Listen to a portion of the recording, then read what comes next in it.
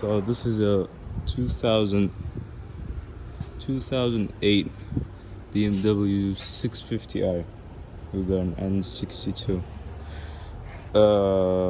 This car came today with an issue with the valvetronic motor. These two over here, and the codes were for the supply, power supply. Let me see if I can still get it over here. Oh, it's disconnected. So it was 2A6A for motor 2 and 2A69 for motor 1. First thing I checked was the connections over here on this module. So this module goes like over here, and the variable valvetronic module sits over here, and this place over here where it is located is very prone for water leaks. And well, if it's not getting any, if you have a code for a power supply, you have to first make sure the motor is working. So you're gonna test it with a probe, two sides. So over here, so you can ground it on one pin and send power with a probe on the other side, and you can do it vice versa to make sure it goes both ways. So I made sure this works. You can do it on your scanner, but I have a pretty old scanner, so it doesn't really work.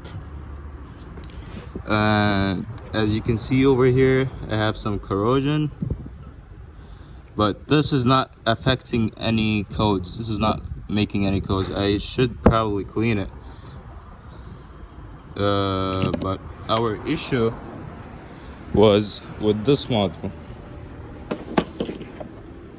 This module over here.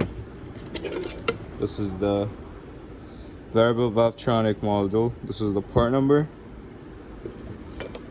And when I pulled this out, I pulled it out because there is some horrible action of corrosion over here.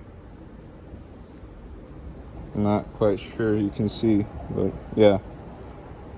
So this is absolutely disgusting. This is what probably made it do that. And when I opened this, because I was gonna check if there's any burnt diodes or capacitors or anything that is not, or if it's full with water, and I was right, it was full of water. See that dripping? It was full of water. So I'm just gonna buy a new model on eBay for like 140 bucks, I think it was 140. Put it back. And so the way you take this out is, first you gotta take this module out. Very easy. You just pull these two over here, and you just pull the module out, and then you can push these and take that module out.